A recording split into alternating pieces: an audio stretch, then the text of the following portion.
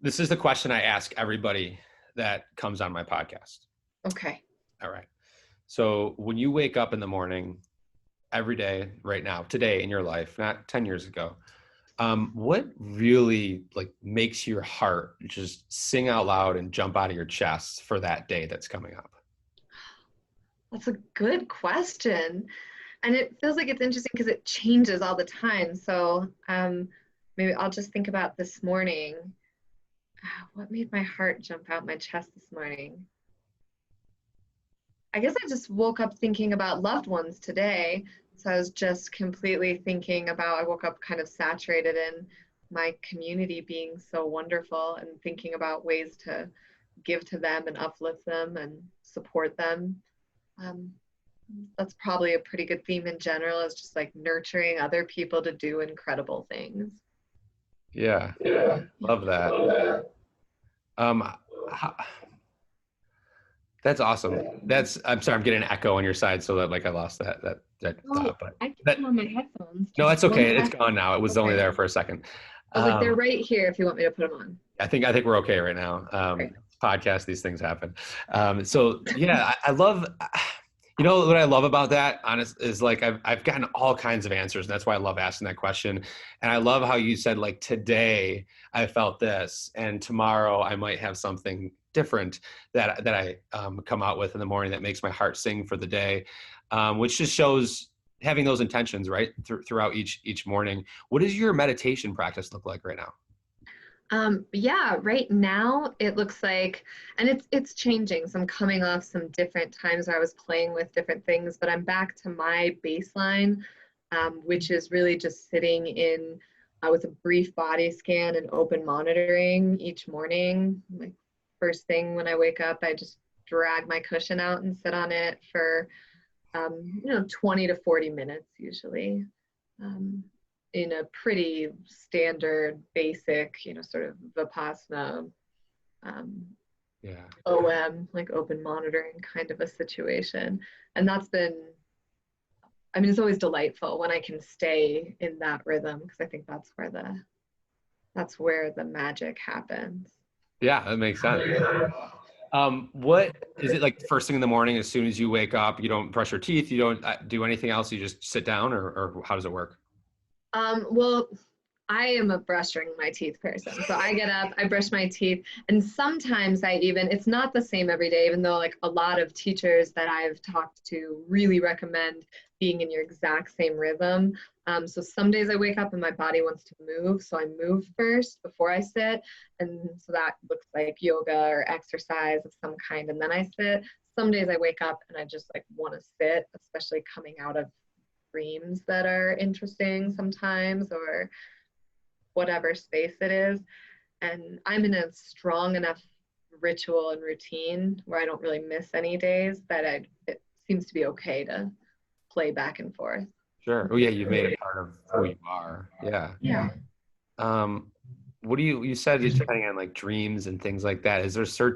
I'm curious, is there certain things that happen the night before or during your sleep that make you feel like you want to exercise first or do something else? Is there something specific, or is it just kind of just on the whim? Yeah, no, I think sometimes, so I'm a dream explorer. I'm a lucid dreamer, and like I like to play with different sleep states. Um, I'm a pretty regulated sleeper, so I can play with it. So sometimes, like for a while, I was observing the watch. I don't know if you've ever sort of heard about like primitive man before there were artificial lights and a current world. People used to sleep essentially from dark to light. And so they'd sleep in these two kind of 4 hour shifts. And then in the middle of the night, people would wake up and sort of lay there and be in an almost meditative state, maybe, or some people call it like the baby making times. Maybe you roll over and sort of snug your partner. But it's kind of a creative, gentle time. So sometimes I'm observing the watch, like I'll get in a pattern where I'm kind of sleeping 2 shifts and just kind of puttering about in my head in the middle of the night. So times like that, I usually wake up and want to like sit, to absorb all the things that were grinding away in my mind all night. sometimes I like to sit because I just had delicious dreams and I'll wake up and sort of, I don't know if you've had that where you wake up and you kind of still want to be asleep. You want to still be in that just sort of between sleep and wake state. Um, Yeah, I've those had, yeah, kind of where like I want to go back to sleep and get back in my dream. How can I do that? Like I want to go right back, that kind of feeling. Yeah. And I like how you use the word delicious dreams. I've never heard it explained like that. I love that. That's so great. Yeah, don't you have delicious dreams? I'm stealing that from you, the word delicious to describe things now. Because it's perfect. I never that's so like I had no idea that this would come up talking to you. I that's so cool that you explore that. The kind of to relate, the first time ever I've been meditating with my crystal. I got a crystal for my class that I went to, a rose quartz.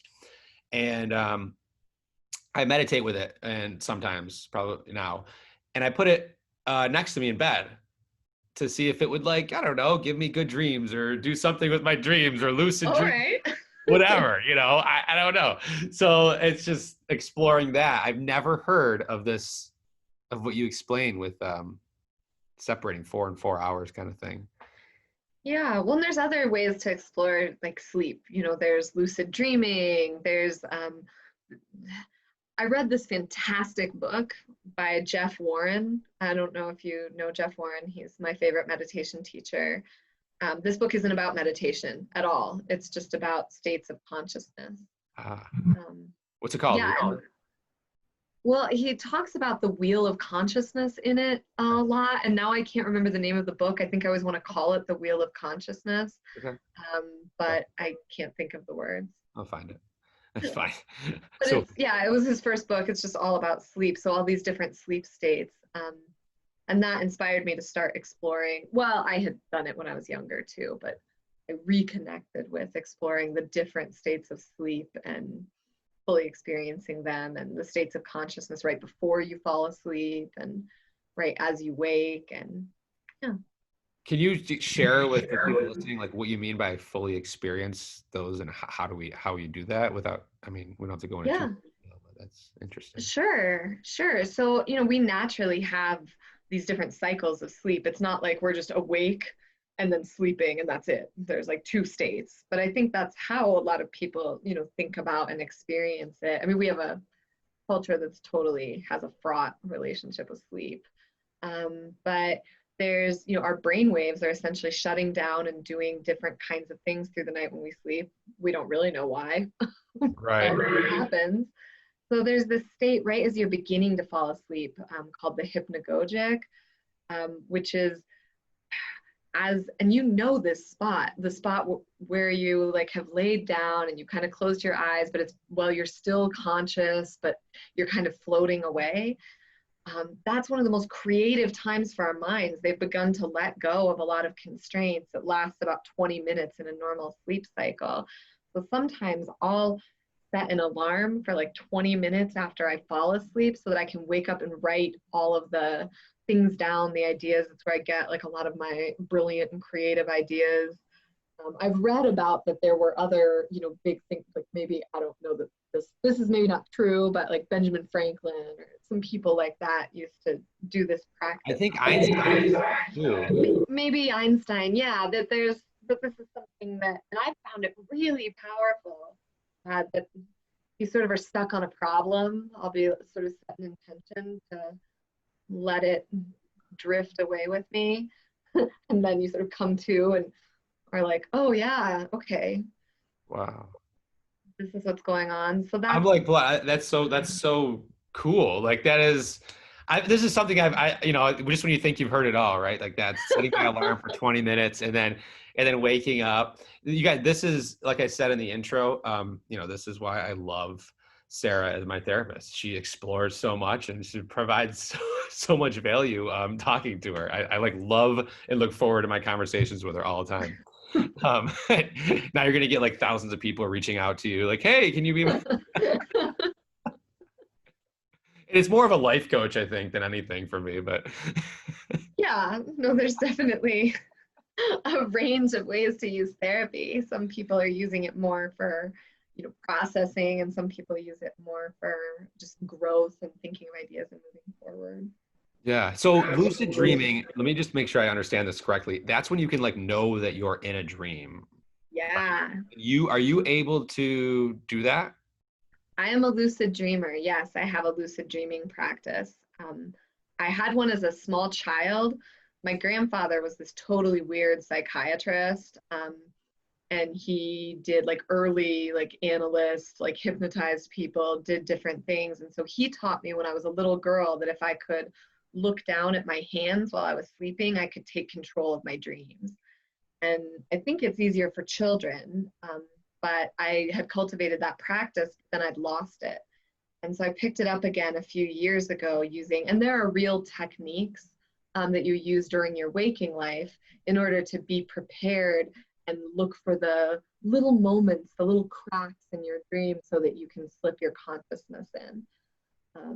So, for instance, whenever I walk into rooms, I flip light switches to see if they go on and off Okay. consciously. And then that's a cue so that when I'm in dreams, I'm able to flip a light switch. And when they don't work, you can recognize that it's a dream. Are there any other things like that? Would you mind putting your headset on? Sorry to ask in the middle. Oh yeah, it's no problem. One sec. Thank you. Thanks.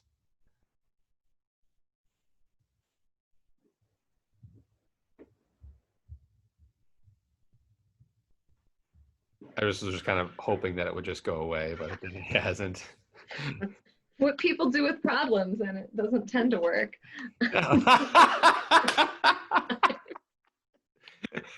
That's great. That's freaking great. Oh man.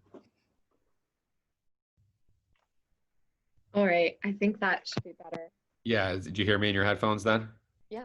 Okay, awesome. We're definitely going to be talking about this for a little bit longer because this is super neat stuff, and you seem to know obviously a lot about it, and you experienced it. So light switches on and off. Just give me another example of something that you do to know that you're. Well, I am not an expert, and there's so many good books and classes and workshops people can go to with lucid dreaming. A lot of people there's like visors that you can get that will like send lights to you to wake up at like they can tell when you're REM sleeping, and then they'll shoot like little, I've never used those because I tend to I achieve lucid dreaming quicker and easier than most people. But yeah, there's another technique I use is looking to my hands. The whole idea is you have to find ways so that you can know that you're dreaming. Okay. And you do that by when you are out in the real world, the dreaming world is a real world, but when you're in your waking consciousness, having some doubt about it. So like in this moment, just sitting here and sort of being like, am I dreaming right now as I'm talking to Justin? No, like, let me touch everything. Yeah. Okay, I'm probably in waking consciousness. And so doing that throughout the day while you're waking gives you that sense of curiosity. It's primed so that when you're sleeping, you're more likely to sort of be like, hey, am I dreaming right now as I'm talking to Justin? And if you can ask that question, there are many cues that it will become clear. Yes, I am indeed like dreaming, because Justin is standing on the Eiffel Tower as he's like interviewing me for this podcast. So clearly this is a dream. Oh, and what do you do when you know that you're in your dream? Like then you're like, oh, cool. Now what? Yeah, now what? Well, I think some people, like the idea is you can take control and do different things. Sometimes for me, I don't then have like full control. I can't be like, I'm gonna go flying. But more I just have access to, I'm gonna like watch things and pay attention to things and remember things. What is my subconscious trying to tell me right now? And you also can guide your way out of sticky situations. I used to have a lot of nightmares, so that's one. Like as a child, as a young adult, I experienced some trauma. So I had horrible nightmares, and my lucid dreaming practice has helped me really move away from nightmares. Oh, cool. That's so when I was younger, middle school, high school, I used to have periodic lucid dreams. Like I knew, Awesome. yeah. So I knew that, and I talked to my spouse about this, and she's like, "What? I've never had one my entire life." And I used to like you said, it would be, I'd be in like scary situation that I can get myself out of because I knew I was dreaming. Yeah. Um, that's what I had mostly of. I had some where I was like, it's so funny I can remember these, right? So these are like, it's hard to remember dreams, but when you lucid dream, you remember them, right? Yeah. I never even thought about that. And there was one where I'm like in the city and I was able to like control who I was like hanging out with. And I almost had control over the people too. It was weird. Yeah, well, because they all belong to you. I mean, I also, if we're just, it's so weird because most of the time, I even saw this funny graph that was like the interest people have in talking about your dreams, like, and how much you appear in those dreams as being on like a curve that, generally people aren't super interested in hearing about like other people's dreams. Right. Uh, but I tend to dream, I'm co-conscious a lot of the time with all the characters in my dream. So I might be experiencing like two consciousnesses at once. Like Yeah. I'm the person who's sitting over here, if and I'm also you thinking about me sitting over here. That's so cool. And so that can be like a little confusing and disorienting. I don't have that as much when I lucid dream, but you can a little bit like pop into other people's consciousness. That's so neat. And oh my gosh. This is something I wanted to explore. And I actually did some like research online. This was probably 2 years ago. And then I just let it fall to the wayside. Sure. Well, So you've like got a lot hearing, going on. yeah, right. So like hearing this it makes me like, okay, this is something I definitely have to add to my plate at some point in my life. Cause that is so what's would you say is like the advantage, or how does it benefit us to lucid dream and to have this in our life? Well, I don't know. I mean, I just often think as much as we can get into a relationship with our own consciousness and get into a relationship with the present moment, that can only help us cultivate wisdom, good judgment, and compassion. And so lucid dreaming is just another way to get into a more conscious and engaged relationship with the present moment. Is Okay. sort of how I think about it. I also just find it cool and interesting. Yeah, Um, definitely. it's Definitely. just to see what's possible, to play with things, and just having such a curiosity about sleep states. Yeah. We spend so much of our life, probably not enough for most people. Like most Americans don't get enough sleep, but for me, 8 or 9 hours a day, I'm spending sleeping, and it's almost as though there's a veil pulled over a lot of that time. So it's interesting to learn a little bit more about what's going on there. Yeah, yeah, that I mean, why not, right? Why not explore that? What you like you said we spent so much of our life sleeping, and that's why I tell people like if you have any extra money, and I don't know if I'm right or wrong here, I'm like invest in a good bed because Oh, sure. like I push that. Like I'm one of those guys that like push things, right? So I'm like, you have to get a good bed. It's so important. Your feet are hanging off your bed, dude. You have to change that. Like you're sleeping most of your life. And then prior, all like the books and the people and teachers are like, push, grind, get 4 or 5 hours of sleep. It's all you need. Just work hard. Like, who cares about sleep, right? That's the message been for so many years. And I feel like that's changing a little bit. Yeah, well, I mean, I think what we're finding, again, it's so silly sometimes because I do all this really dynamic post-structural therapy and we're deconstructing, and you want to do something avant-garde to really help people get into a new relationship with their problems. And underlying that, when people sleep enough, don't use caffeine, and exercise, a lot of their problems go away. It's these things that we know, but we don't know, and we want to find ways around. But for better or worse, our brains need sleep. If we don't sleep, we die. And we begin to cultivate a sleep debt the more we go without sleep. It's not like if I missed 2 hours of sleep last night, I can make them up tonight. I now owe interest on those 2 hours that I lost. And Oh, so our bodies really shut down when we stop sleeping regularly. We lose our ability to concentrate, to focus. That's when people start abusing more caffeine, yeah. getting through the day. Yeah, And you, it's yeah, I remember talking to you about listening to like your body, right? So if your body is always tired at a certain time, there's probably something going on in our sleep pattern that we need to fix instead of Yeah. chucking down caffeine. Is that kind of what you're saying?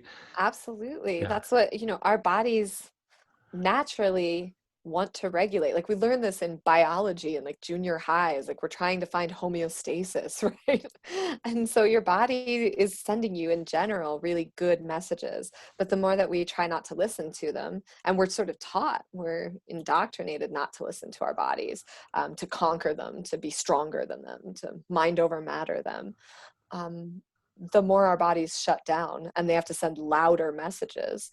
So if my body starts telling me at like 9 p.m., like, hey, I'm tired, my eyes get a little droopy, I start yawning, and I'm like, well, screw you, body, I'm gonna stay up for another 4 hours, then I might not be able to go to sleep because my body had to kick in extra chemicals just to keep me going. It had to shut down that melatonin drip.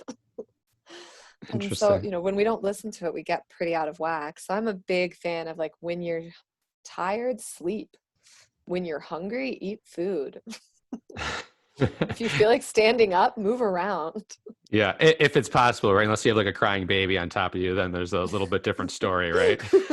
Sure. That's what And it's like. that's Go ahead. Go ahead. that's why our bodies have these systems that allow us to push through. Like we have systems of cortisol, adrenaline, we have adrenal glands, we have all of these things that are allowing us to sort of short circuit the body's natural rhythms in times of need, like having a crying baby on you, like in an emergency situation, running from a saber-toothed tiger.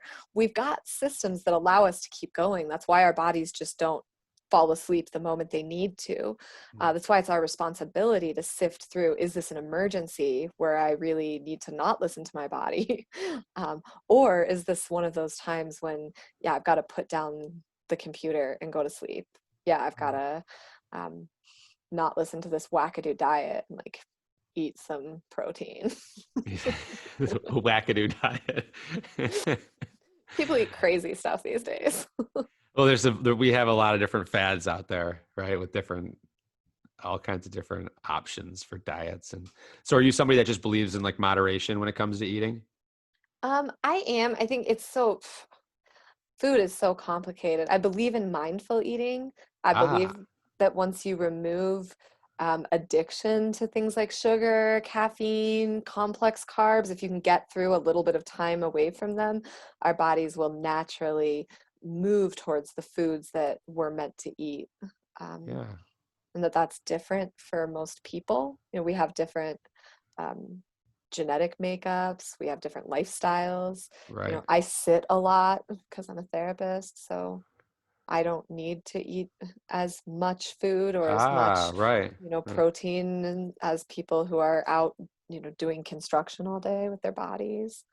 It reminds Um, me of like there's no one size fits all concept, no, which that's like here in my clinic, I work with a traditional Chinese medicine doctor, and she's a nutritionist and does, functional nutrition work too.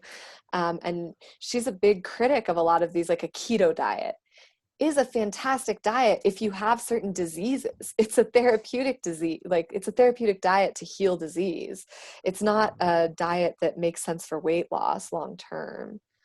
ah, So we co-opt a lot of these things to sorry, I could rant about food for like hours. I don't need to get on my soapbox, but there's, such a obsession with smaller body sizes, as opposed to an obsession with eating diets that create the most peace, the most, oh, I love that. well-being.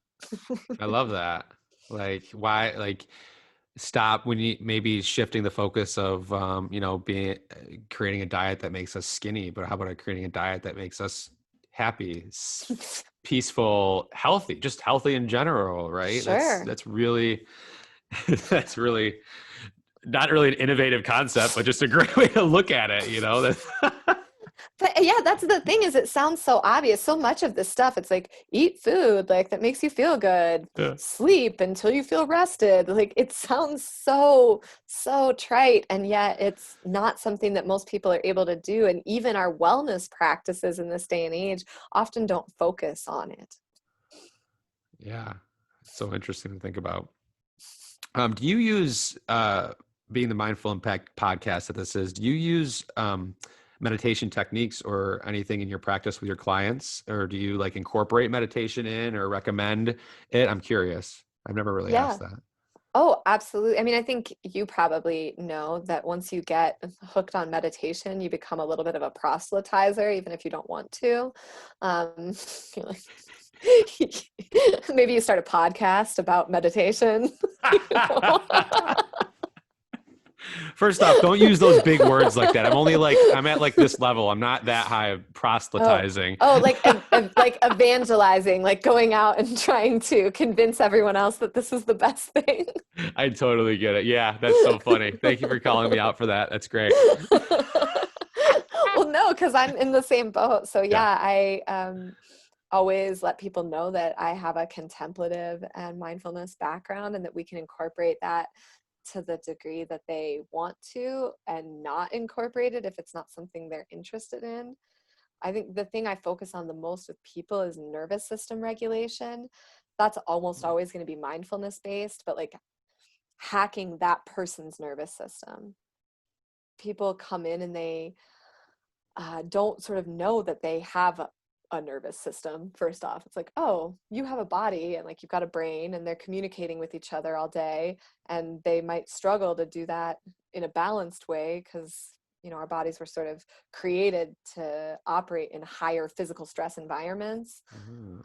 So it's probably good to learn some techniques to tell your brain and body that things are safe.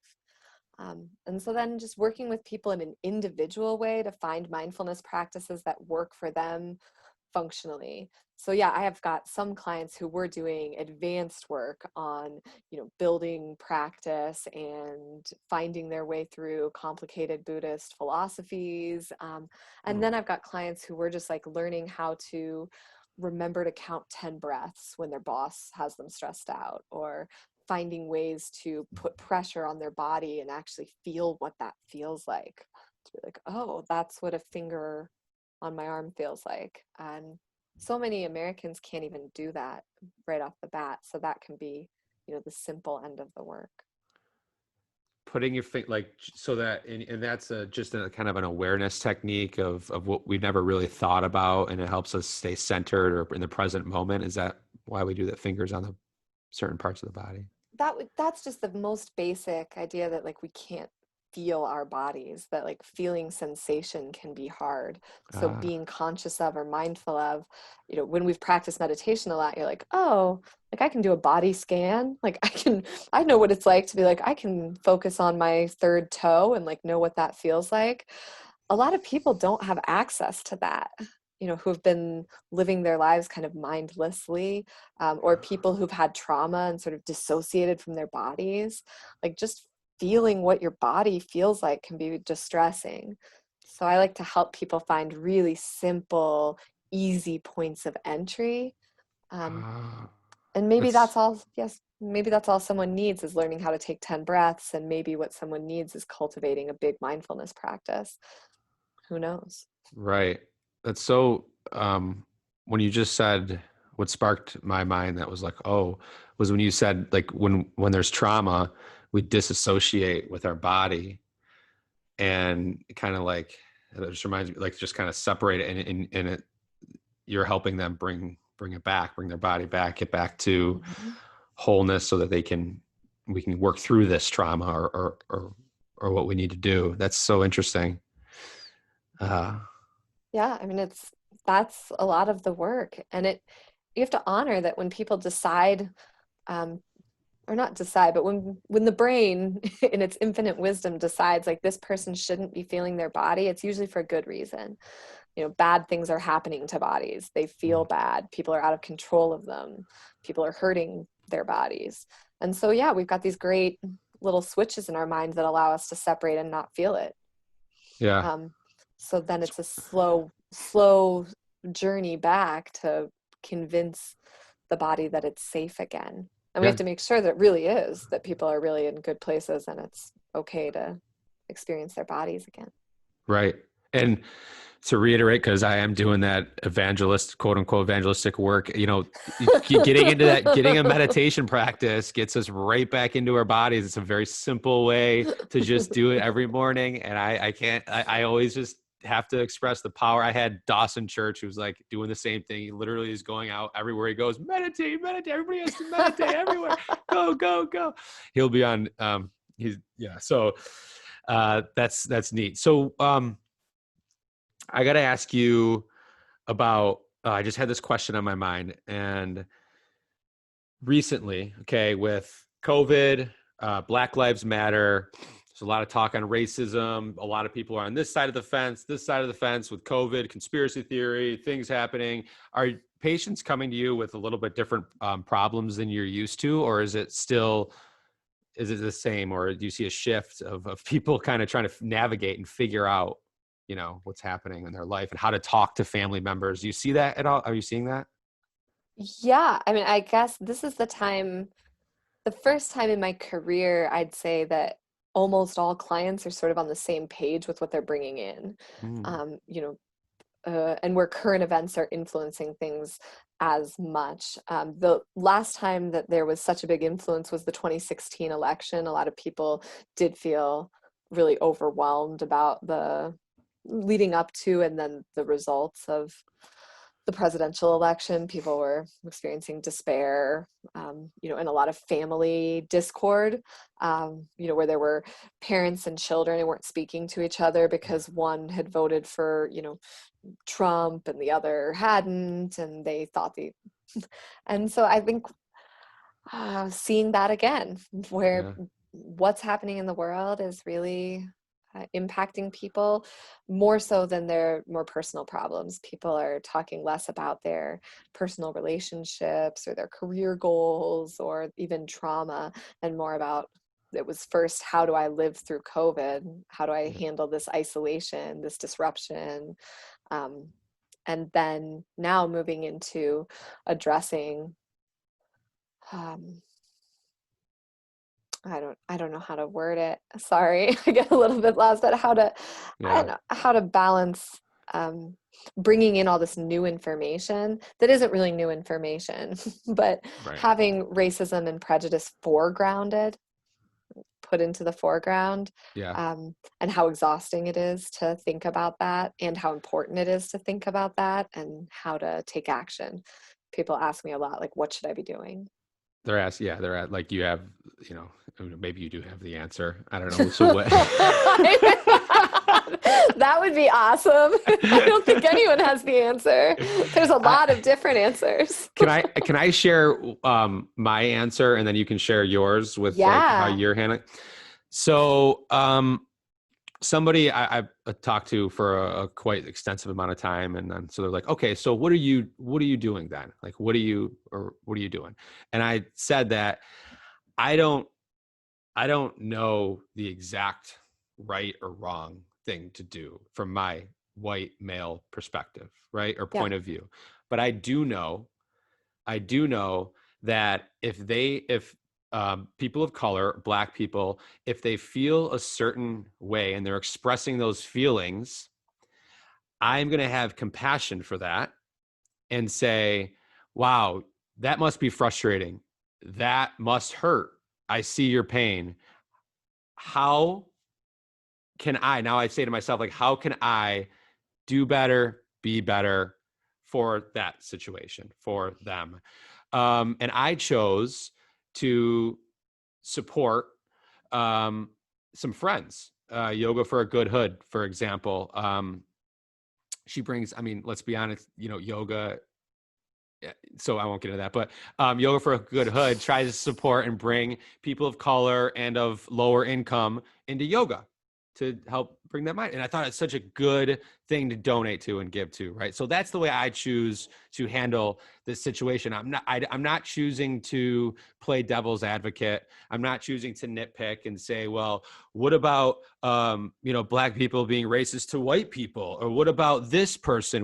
I'm not choosing to do that, because that's not what I want to do. I want to be able to have love, compassion, and that's what my choice is to do. And I think that will help. And if more people come across that way, I believe that this thing is going to be better. So what are you doing? How do you? Well, it's so tricky to navigate. So when I'm helping clients navigate things, I'm meeting them where they're at. people are on a spectrum of like, oh shit, I didn't really know I was white and what that means, all the way to I've been doing anti-racism activist work for the last 30 years, but now there's new perspectives I need to adopt, and there's some hopelessness comes in, like this is still where we're at. So there's different sort of solutions and ways to be working, I think, depending on a person's development and where they're sitting. The one thing that I think is most important and sort of fits at any stage of integrating information and unpacking privilege is that white people have been talking a lot for a really long time. And so my sense is it's our job right now to do a lot of listening. And, from a mindfulness perspective, that's great. We spend a lot of time learning how to listen, how to sit back, watch what's happening. There's a ton of great resources being put out by people of color right now: podcasts, books, films, documentaries, like just web pages. And so I think a first step, and there's so many other things, it's so complicated, but I think the first step that kind of is a one size fits all for everybody is to like close your mouth, open your ears. Yeah, that's good advice for anything in life. But yeah, especially now. Yeah.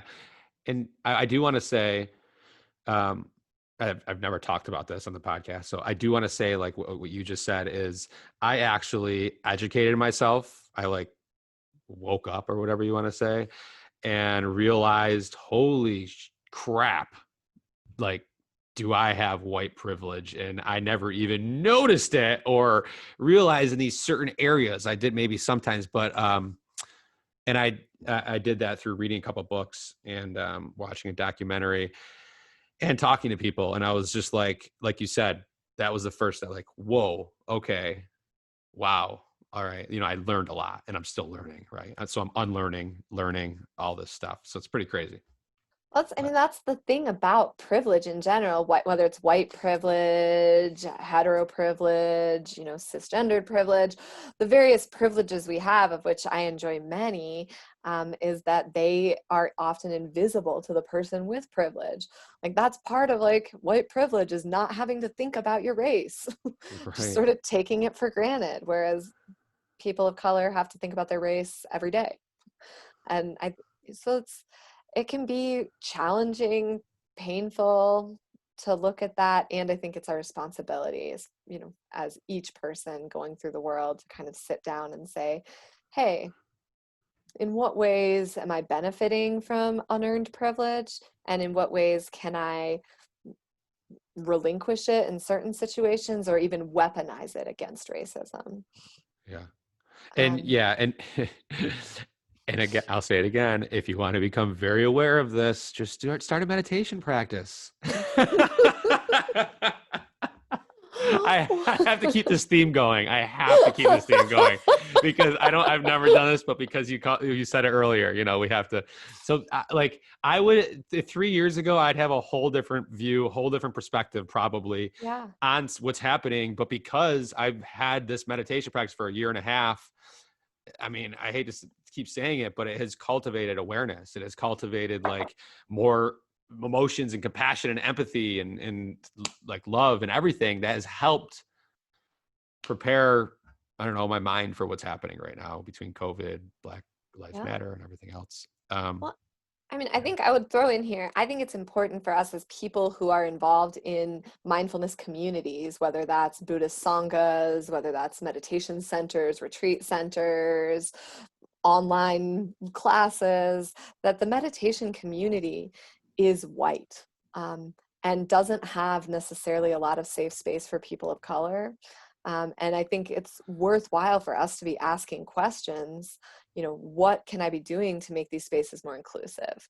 What can I be doing to make these spaces more inviting? How do I empower the voices of meditation teachers of color?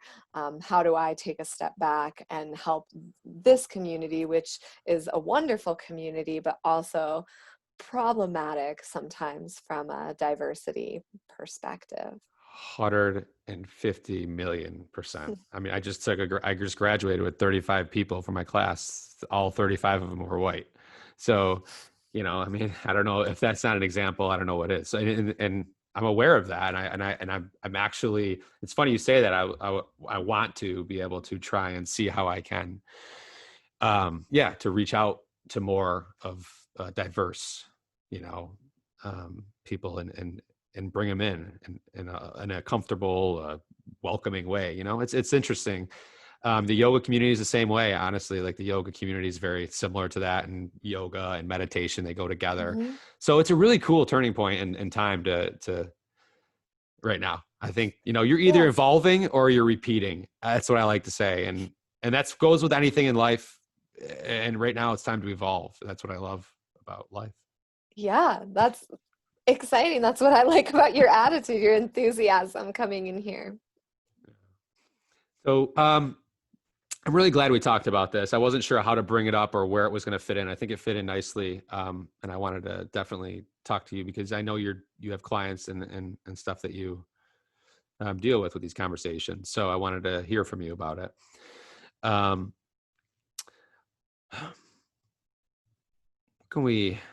Where can we go next from here, Sarah? Where can we go next? I mean, I feel like we've already covered so much ground. I It know. feels like there's just so many things on the table, all I the way know. from you're like, oh, like mindful eating, Yeah. dreaming, we could talk about anti-racism for days. Although I think that's, sort of hard because it's just out there Yeah. And everywhere right now. I want to say, like, having two white people talk about anti-racism, I just also feel like, is it our ground right now to sit here and talk about it for hours? That also goes Yeah. through my mind. Is so Yeah. I It mean, I goes think through that's, my mind too. I think it's important to acknowledge it and recognize that it's going on. yeah, And definitely. yeah, I guess in the spirit of what I was saying earlier, that then it's time to sit back and listen a little bit. Yes, 100%. And my wife grabs my phone, right? So this is what I love about her. She grabs my phone and she's like, boom, just like 15 people of color, black people, I'm following on my Instagram account. You got to follow these people. These guys are saying great things. You got to follow all of them. And she's got me going. I'm like, great. Okay, awesome. So now I'm listening, right? Listening, watching. And that was super cool. And that's why I love her for that and many other reasons. But Good, lots of reasons. Yeah, we sit back and listen, and then we take action once it's thoughtful and informed by. Yeah, I love that. What you're in Denver, Mhm. and I don't know why that has anything to do with what I'm about to ask you, but I mean, Denver has its own culture, so we're like, a lot of times as narrative therapists, we'll like locate ourselves so that people understand our biases. Like when I introduce myself, if I'm training or speaking somewhere, be like, hey, I'm like Sarah Eisenbud. I'm like white, of Jewish descent. I like live in a fairly like, non-diverse community in Denver, Colorado. Just letting people know what your background is so they can put the things you say in context. So it's what do you fine to be like, yeah, Sarah's from Denver. Sarah's from Denver. And what do you, yeah, it's so funny you said that because that was literally how I was trying to figure out, like, what are you, when you just said it, classes, like you speak in front of people, what are you speaking about? What are you doing? Oh, a variety of topics. So Oh, sort of all over the place. Something you may not even, oh, go ahead. It looks go like your ahead. mouth was going to ask a Go ahead. question. I was going to say, what's your favorite, like most passionate thing that you like to talk about, but go ahead, keep going. What? Oh, yeah. So I do in addition to therapy, I do business consulting. So I take like mindful, like relational practices into businesses from time to time. And so I do speaking in those contexts. I'll do work around self-care, work around like conflict resolution, relationships, sometimes some mindfulness stuff. The most recent conference I spoke at, I talked about the pitfalls of DSM diagnosis and how to, I don't know if you know, DSM diagnosis is when we assign people labels like depression, bipolar disorder, and we give them medical codes, and that gets wrapped up in insurance billing and things like that. Yeah. And so I talk to people who are training to be psychotherapists, psychologists, counselors, social workers about sort of wielding that power cautiously and Really? how to avoid pathologizing people.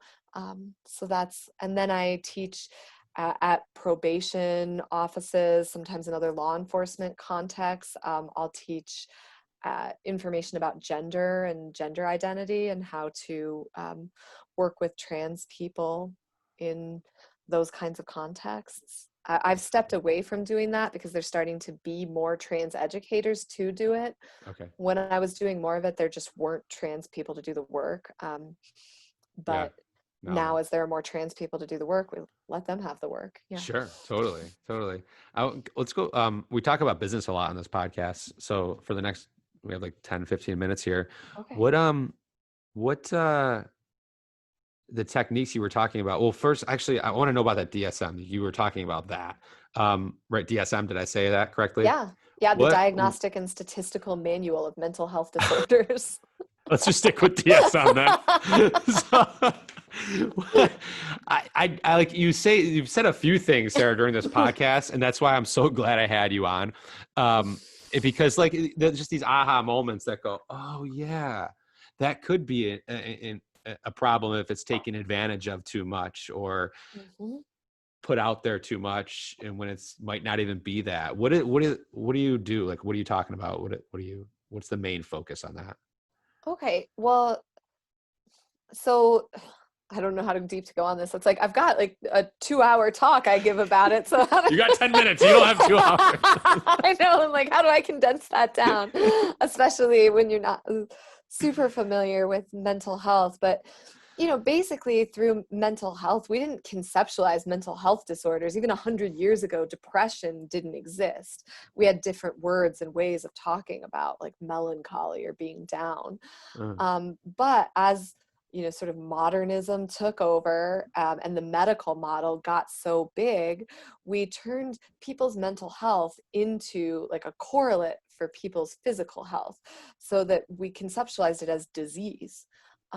The problem is like depression, bipolar disorder, anxiety.